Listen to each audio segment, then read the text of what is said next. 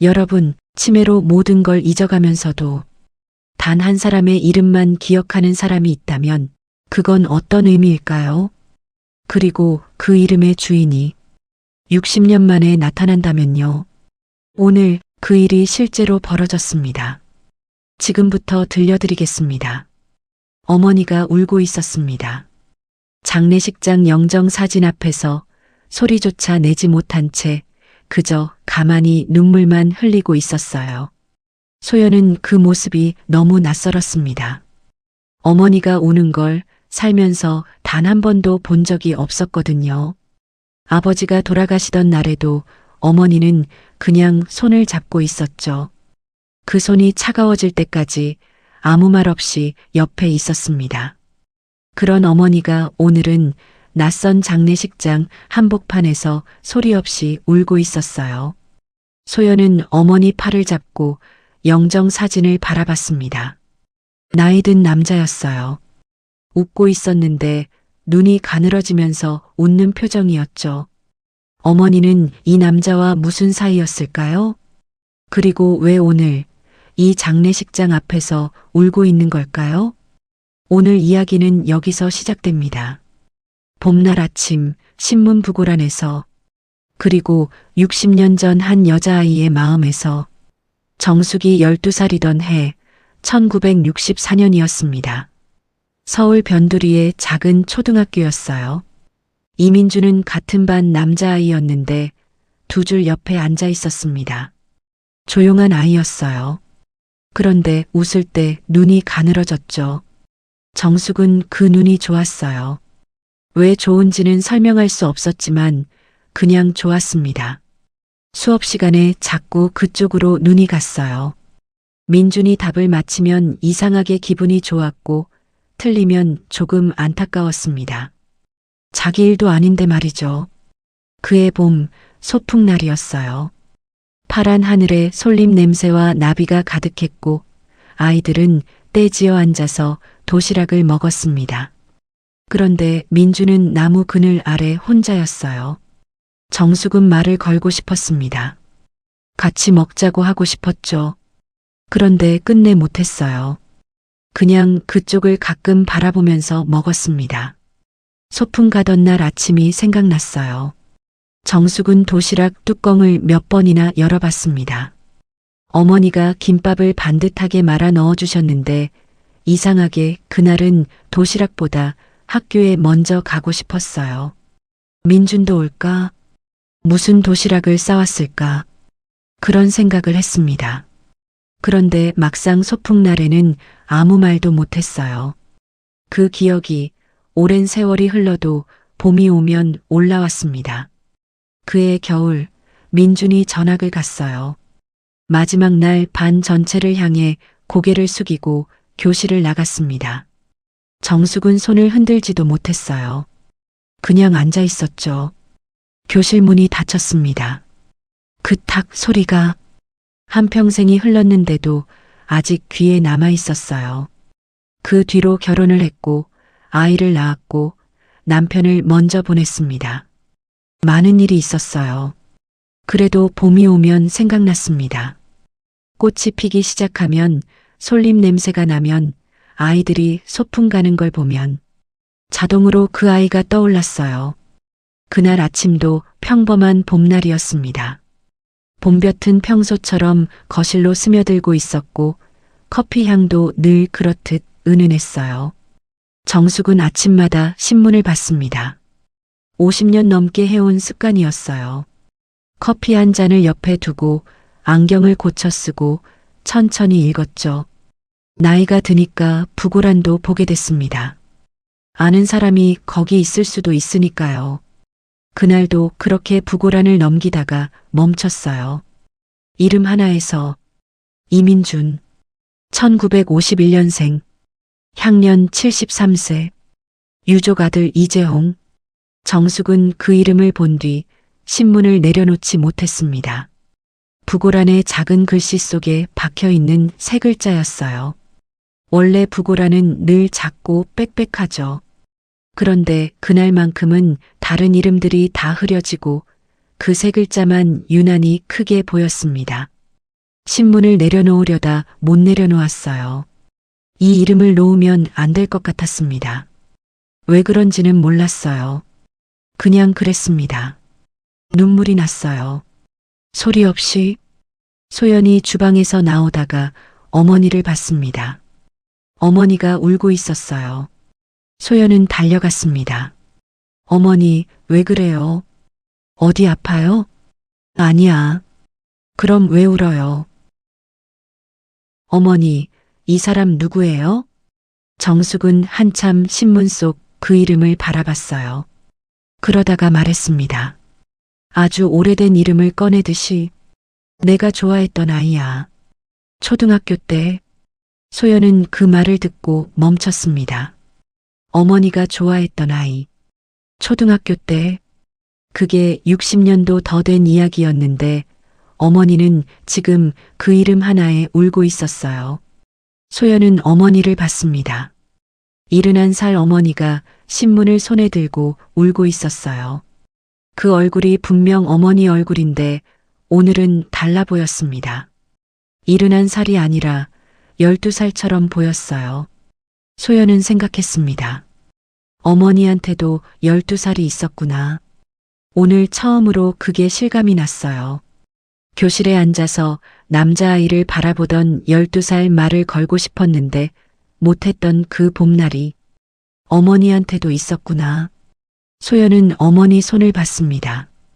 신문을 쥔 그 손이 아직 떨리고 있었어요. 정숙은 신문을 접고 소연한테 말했습니다. 장례식장에 가야 할 것 같다고요. 어머니, 얼마나 오래된 분이에요? 60년. 소연은 잠시 아무 말도 하지 못했습니다. 어머니 나이 12살 때부터 알았던 사람. 그때부터 지금까지 한 번도 잊지 않았다는 말처럼 들렸어요. 차 안에서 두 사람은 말이 없었습니다. 봄 햇살이 차창으로 들어왔고 가로수에는 연두색 새잎이 돋고 있었어요. 봄이 왔습니다. 매년 오는 봄인데 오늘은 다르게 보였어요. 정숙은 창밖을 보면서 생각했습니다.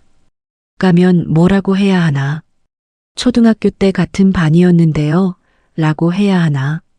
부고를 보고 달려온 사람이 그게 이상하지 않나? 그런데 가야 했어요. 설명할 수 없었지만 그냥 가야 했습니다. 오랜 세월 동안 한 번도 잊지 않았으니까. 그게 이유였어요. 정숙이 소연한테 말했습니다. 부고가 잘못 난 것 같아도 한 번만 가보자고.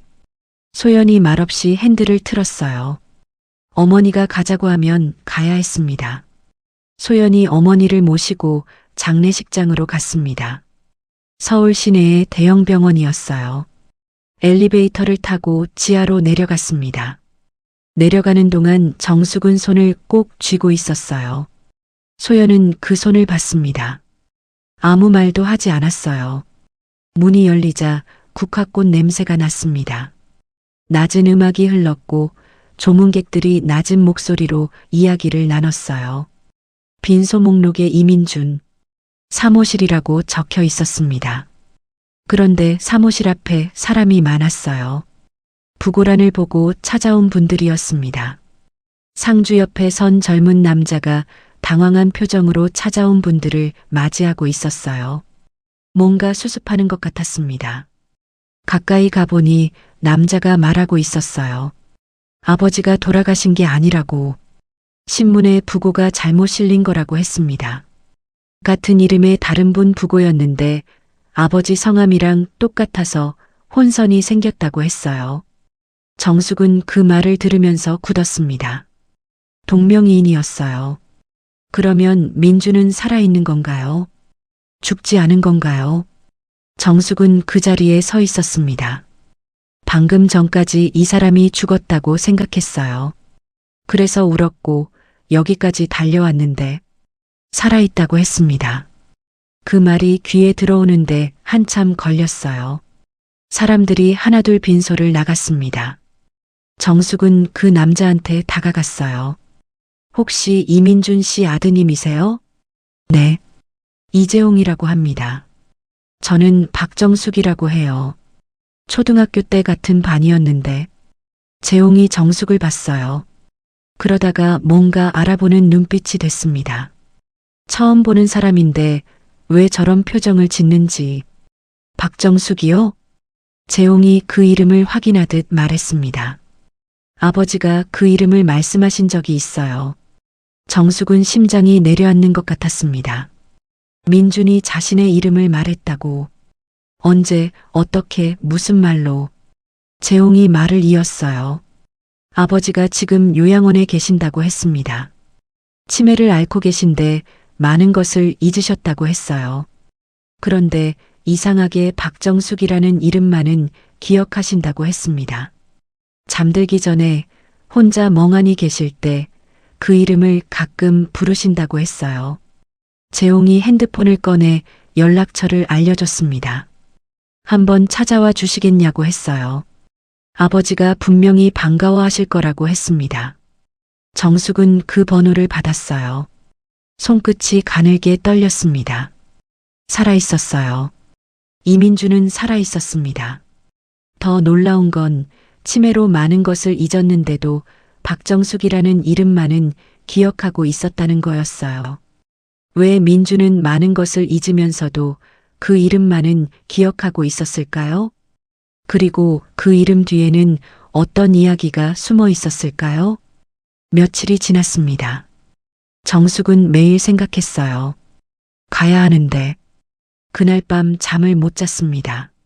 새벽 2시에 일어나 부엌에 앉아서 물을 한 잔 마셨어요. 창밖에 봄밤이 있었습니다. 조용했고 바람이 조금 불었어요. 민준이 자신을 기억할까? 치매라고 했어요. 이름만 기억하는 게 진짜인지도 몰랐습니다.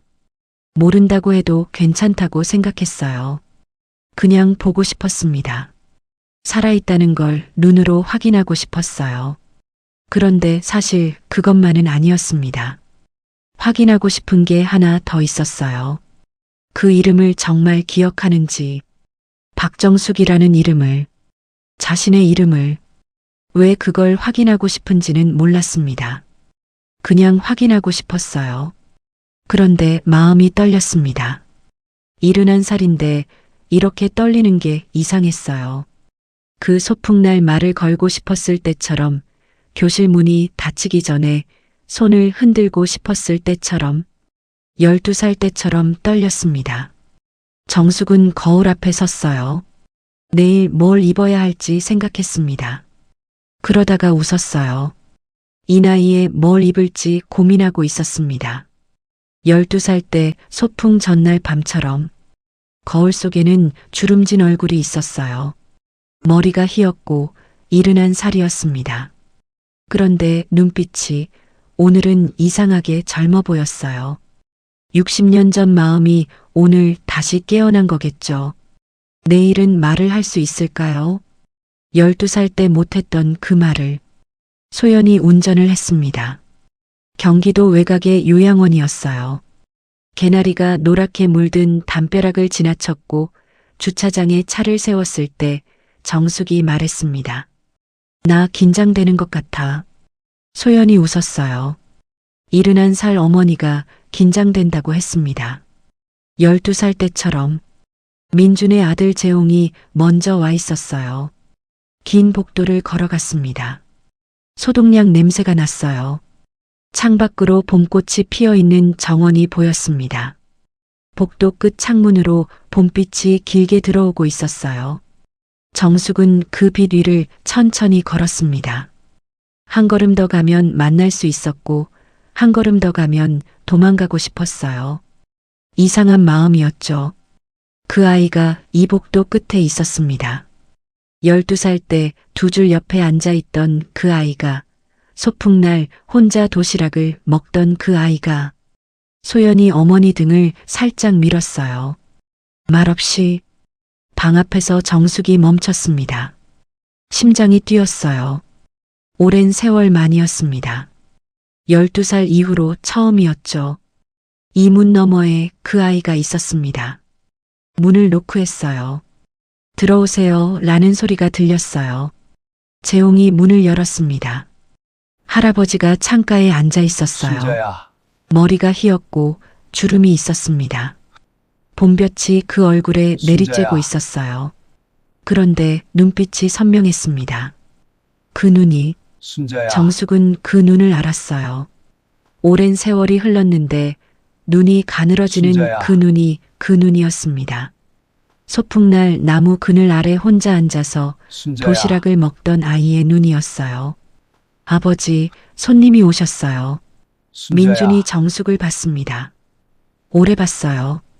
정숙은 기다렸어요. 순자야, 알아볼지 모른다고 했었습니다. 치매라고 했었어요. 모른다고 해도 순자야. 괜찮다고 생각했습니다. 그냥 이렇게 보는 것만으로도 충분하다고. 순자야, 그런데 사실은 그렇지 않을 수도 있었어요. 이 사람이 나를 모른다고 하면 순자야, 그게 괜찮을 수 있을지. 정숙은 확신할 수 없었습니다. 저 박정숙이에요. 초등학교 때 같은 반이었는데요. 민준이 눈을 가늘게 뜨고 오래 봤습니다. 정숙은 미소를 지으면서 기다렸어요. 모를 거라고 생각했습니다. 그래도 괜찮다고 생각했어요. 그때 민준이 말했습니다. 정숙이? 정숙이. 이름을 불렀어요. 치매를 앓고 있는데 많은 것을 잊었는데 그 이름을 불렀습니다. 모간이 꽉 막히는 것 같았어요. 말끝이 떨렸고 눈시울이 먼저 젖었습니다. 정숙이 맞아? 네, 맞아요. 저 정숙이에요. 많이 컸네. 그 말이 웃겼습니다. 이른한 살한테 많이 컸다고 했어요. 뺨에 눈물이 흐르는데도 웃음이 났습니다. 소연도 울면서 웃었고 재홍은 고개를 숙이고 있었어요. 민준이 말했습니다. 많이 기다렸어. 뭘 기다렸어요? 정숙이. 정숙이가 올 것 같았어. 정숙은 아무 말도 하지 못했어요. 많이 기다렸다고, 정숙이 올 것 같았다고. 치매로 많은 걸 잊으면서도 그 기다림만은 잊지 않은 거였습니다. 정숙은 생각했어요. 오랜 세월 동안 민준도 기다렸구나.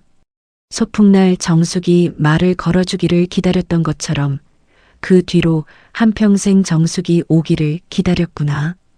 그런데 치매가 왔습니다. 많은 게 흐려졌어요. 아들 이름이 헷갈렸고 손자 얼굴이 낯설었습니다. 어제 뭘 먹었는지 기억 못했어요. 그런데 정숙이라는 이름은 그 이름만은 기다리고 있었습니다. 정숙은 손을 무릎 위에 올려놓았어요. 봄볕이 방 안으로 스며들고 있었고 민주는 창밖을 보고 있었습니다. 무슨 생각을 하는지 알 수 없었어요. 그런데 평화로워 보였습니다. 기다리던 사람이 왔으니까. 두 사람이 한동안 말이 없었어요. 그냥 앉아 있었습니다. 창밖에 새가 한 마리 왔어요. 민준이 그 새를 봤습니다. 한참 봤어요. 정숙도 같이 봤습니다. 아무 말 없이. 그러다가 민준이 말했어요. 왜 이렇게 늦게 왔어? 정숙은 그 말을 듣고 울었습니다. 소리내서 울었어요. 오랜 세월 만에 처음으로 그 사람 앞에서. 정숙이 어느 정도 진정이 됐을 때 재홍이 말했습니다. 할 말이 있다고 했어요. 어머니한테 들은 이야기라고 했습니다. 아버지가 치매 진단을 받은 건 3년 전이었어요. 처음엔 조금씩 잊기 시작했는데 오늘 뭘 먹었는지 손자 이름이 길이 헷갈렸습니다. 그런데 이상하게 반복해서 부르는 이름이 있었다고 했어요. 잠들기 전에 혼자 멍하니 있을 때 정숙이, 정숙아 그 이름을 계속 부르셨어요. 어머니한테 물어봤더니 초등학교 때 좋아했던 여자아이였다고 하시더라고요. 말을 못해서 평생 그 이름을 가슴에 넣어두고 살았다고. 정숙은 그 말을 듣고 말이 나오지 않았어요. 민준의 아내가 알고 있었던 거였습니다. 남편이 초등학교 때 좋아했던 아이가 있었다는 걸, 그 이름이 정숙이라는 걸 알면서도 말하지 않았어요. 그냥 옆에 있었습니다. 그게 민준의 아내였어요. 정숙은 재홍한테 물었습니다. 어머니가 그걸 어떻게 생각하셨냐고. 남편이 잠들기 전마다 다른 여자 이름을 부르는 걸 들으면서 재홍이 잠깐 생각하다가 말했어요. 어머니가 처음엔 속이 상하셨다고 했습니다. 그 이름이 뭔지 물어봤다고 했어요. 아버지가 말했다고 했습니다. 초등학교 때 좋아했던 아이라고, 말 한마디 못하고 헤어진 아이라고, 평생 그게 마음에 걸렸다고, 어머니가 한참 아무 말도 안 하셨다고 했습니다. 그러다가 말씀하셨대요. 그런 마음이 있었으면 살면서 더 행복했겠다고. 그 아이한테 하지 못한 말이 쌓여서 그게 당신 마음에 부드러운 곳이 됐겠다고. 그걸 알아서 다행이라고. 민준의 아내는 그 이름을 들으면서도 옆에 있었어요. 오늘 정숙은 그 여자가 어떤 사람이었는지 알 것 같았습니다. 정숙은 민준을 봤어요. 민준은 창밖을 보고 있었습니다. 평화로워 보였어요. 민준의 아내는 어떤 마음이었을까요? 남편이 잠들기 전마다 다른 여자 이름을 부르는 걸 들으면서 어머니가 그러셨어요. 그 이름이 아버지한테 닭 같은 거라고. 치매가 오면 사람이 표류하는데 아버지한테는 그 이름이 닻이었다고. 그 이름이 있어서 아버지가 완전히 흘러가지 않는 거라고. 닭. 박정숙이라는 이름이 민준한테 닻이었다고. 민준의 아내가 그 말을 했습니다. 치매가 오면 사람이 표류한다고 했어요. 기억이 하나둘 빠져나가면서 어제가 사라지고 이름이 사라지고 얼굴이 사라지면서 사람이 흘러가게 된다고 했습니다. 그런데 민준은 완전히 흘러가지 않았어요. 박정숙이라는 이름이 있어서 그 이름을 부르면서 살았으니까. 그 이름이 닻이었으니까. 소연은 그 말을 들으면서 어머니를 봤어요. 어머니가 민준 옆에 앉아 있었습니다. 그 이름의 주인이 지금 옆에 앉아 있었어요. 재홍이 가방에서 낡은 상자를 꺼냈습니다. 나무로 만든 작은 상자였어요. 아버지 방 서랍 안쪽에서 나왔다고 했습니다. 열어보세요. 정숙은 잠시 그 상자를 봤어요. 낡은 나무 상자였습니다. 나뭇결이 보일 만큼 오래됐어요. 손을 뻗었습니다. 그런데 멈췄어요. 열면 알게 될 텐데. 알고 싶은 건지 알고 싶지 않은 건지 잠깐 모르겠었습니다. 그래도 열었어요. 조심스럽게. 몽당 연필 하나가 있었습니다. 끝까지 다 쓴 연필이었어요. 오래 쓴 지우개 하나도 있었습니다. 정숙은 그 연필을 들었어요. 이 연필로 숙제를 했겠죠. 이 지우개로 틀린 답을 지웠겠죠. 12살짜리 아이가. 그리고 이 연필로 이 편지도 썼겠죠. 연필을 한참 들고 있었습니다. 오랜 세월이 지난 연필이었어요. 민준이 이걸 버리지 않고 이 작은 상자 안에 넣어서 가지고 있었습니다. 왜 버리지 않았을까요? 그 연필로 이 편지를 썼으니까. 그 마음을 버릴 수 없었으니까. 정숙도 그렇게 살았어요. 봄이 올 때마다 꺼냈다가 다시 넣어두면서 상자 안에 편지가 있었습니다. 접혀 있었어요. 누랬고 봉투도 없었습니다. 그냥 편지지만 접혀 있었어요. 정숙이 펼쳤습니다. 아이의 글씨였어요. 삐뚤빼뚤하고 힘주어 쓴 글씨였습니다. 그런데 받는 사람 이름이 박정숙이었습니다. 손이 떨렸어요. 자신의 이름이었습니다. 오랜 세월 전 민준이 자신한테 편지를 썼어요. 그런데 이 편지를 정숙은 받은 적이 없었습니다. 보내지 않은 편지였어요. 민준은 왜 이 편지를 보내지 못했을까요? 그리고 그 편지에는 어떤 말이 쓰여 있었을까요? 정숙이 편지를 읽었습니다. 소리 없이 읽었어요. 정숙이에게 나 전학 가게 됐어. 말하고 싶었는데 못했어. 정숙이가 창가에 앉아서 공부하는 거 자꾸 봤어. 보이면 안 되는데 자꾸 보였어. 소풍날 혼자 밥 먹는데 정수기가 쪽봤어. 말 걸어줄 줄 알았는데 안 걸어줘서 아쉬웠어. 나도 말 걸고 싶었는데 못했어. 나 정수기가 좋았어. 말 못했지만 잘 있어. 이민준. 정숙은 편지를 다 읽고 한참을 앉아 있었습니다. 뺨 위로 눈물이 흘렀지만 닦지 않았어요. 나 정수기가 좋았어. 말 못했지만 그 두 줄을 읽고 또 읽었습니다. 오랜 세월 전에 쓴 말이었어요. 전학 가기 전날 밤이었을까요? 아니면 전학 가던 날 아침이었을까요? 삐뚤빼뚤한 글씨가 힘이 들어가 있었습니다. 천천히 조심스럽게 쓴 글씨였어요. 그런데 보내지 못했습니다. 정숙도 말하지 못했어요. 민준도 편지를 보내지 못했습니다. 둘 다 같은 마음이었는데 둘 다 못했어요. 그게 웃겼습니다. 웃긴데 눈물이 났어요. 소풍날 민준은 정숙이 말을 걸어주기를 기다렸고 정숙은 민준이 먼저 말을 걸어주기를 기다렸습니다. 둘 다 기다렸어요. 그래서 아무도 말을 못했습니다. 그렇게 됐어요. 그리고 오랜 세월이 지났습니다. 정숙은 편지를 접었어요. 조심스럽게. 오래된 편지지가 부스러질 것 같아서 그 편지를 상자에 다시 넣고 민준을 봤습니다. 민준은 봄볕을 받으면서 창밖을 보고 있었어요. 그 옆모습이 12살 때 교실에서 본 옆모습이랑 같았습니다. 조용하고 눈이 선명한 그 옆모습이었어요. 이 사람이 나한테 편지를 썼구나.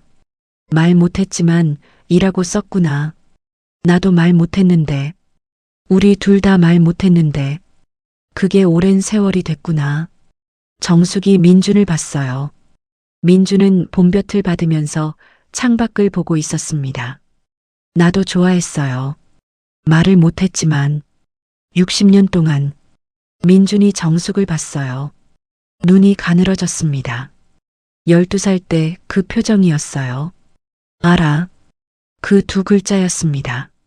알아. 치매로 많은 걸 잊었는데도 그걸 알고 있었고 지금 이 순간만큼은 기억이 돌아온 건지도 몰랐습니다. 알 수 없었어요. 그런데 알아 라고 했습니다. 그 두 글자면 충분했어요. 오랜 세월이었는데 그게 충분했습니다. 민준이 또 말했어요. 잘 왔어.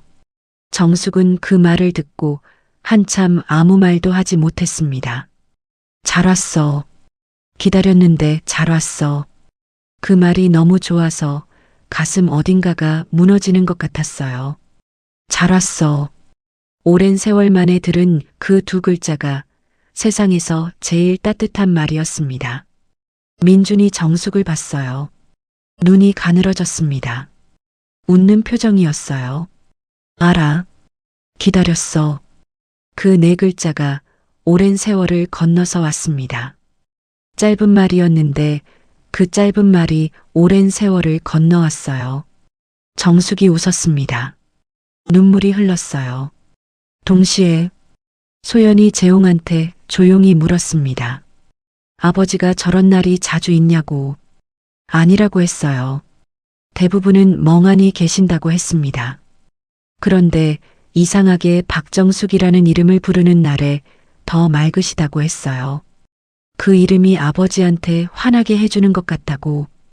그 이름을 부를 때만 눈빛이 살아있다고. 소연은 재홍을 봤습니다. 재홍이 고개를 숙이고 있었어요. 자기 어머니가 했던 말을 전하면서 재홍도 오래 이 이야기를 안고 살았겠구나.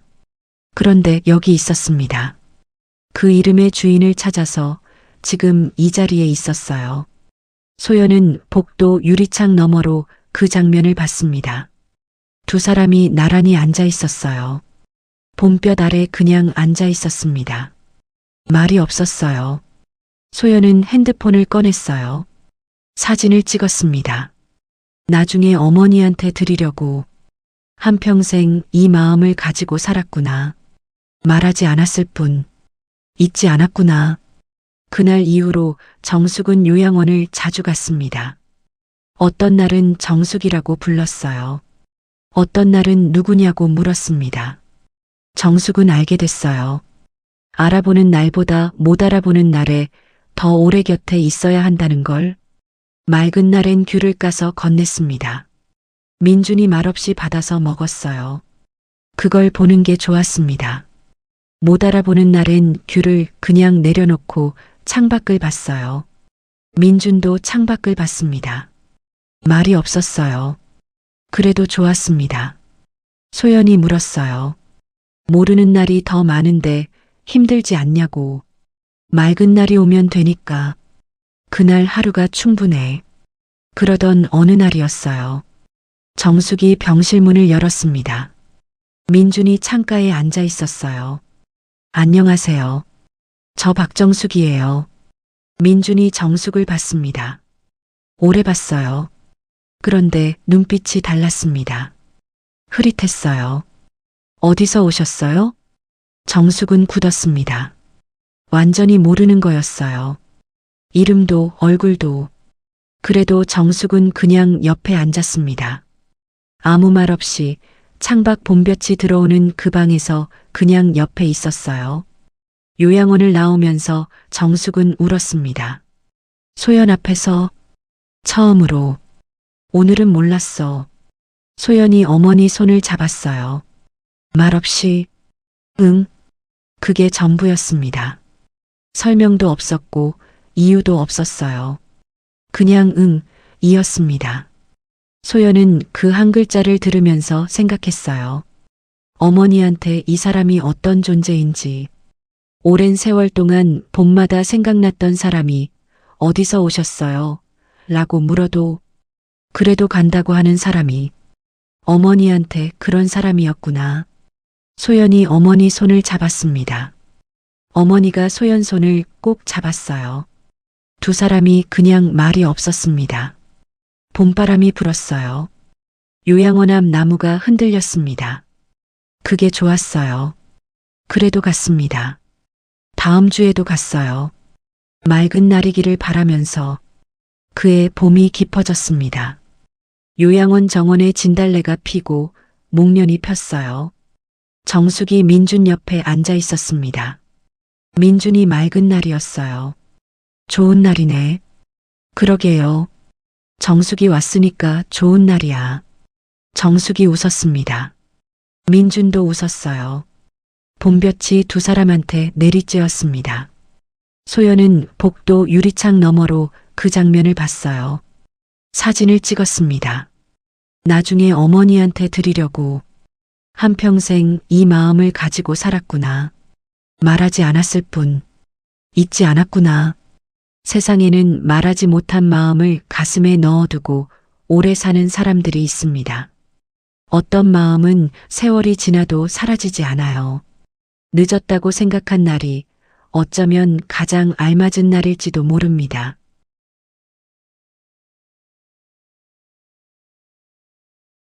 정숙은 오늘도 걸어갑니다. 그 복도를, 귤 한 봉지를 들고 맑은 날이기를 바라면서. 복도 창밖으로 정원에 꽃이 피어 있었어요. 봄이었습니다. 봄이 오면 생각만 했는데 이제는 봄이 오면 여기에 옵니다. 생각으로 끝내지 않고 직접 와요.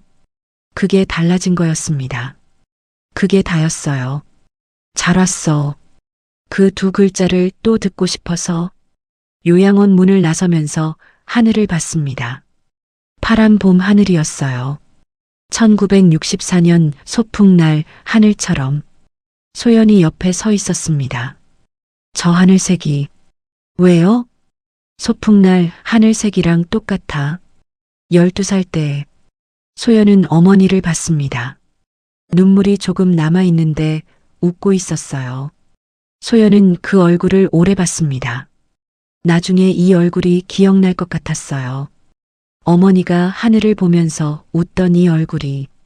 어떤 마음은 늦게 도착해도 늦은 것이 아니라 제때 오는 것인지도 모릅니다. 여러분은 살면서 말하지 못하고 그냥 담아둔 마음이 있으신가요? 봄이 오면 생각나는 사람이 있으신가요? 댓글에 한 줄만 남겨주세요. 다 읽겠습니다. 오늘 영상이 마음에 닿으셨다면 구독과 좋아요 눌러주세요. 여러분의 응원 하나하나가 다음 이야기를 만드는 힘이 됩니다. 구독 버튼 옆 벨도 눌러두시면 새 이야기가 올라올 때마다 알려드릴게요. 다음 이야기에서는 한 남자가 평생 숨겨온 비밀이 드러납니다. 그 비밀은 가족 모두가 알면서도 모른 척했던 것이었어요. 그리고 그 비밀이 마지막에 가장 따뜻한 사랑이었다는 게 밝혀집니다. 다음 편 놓치지 마세요. 다음 편에서 뵙겠습니다.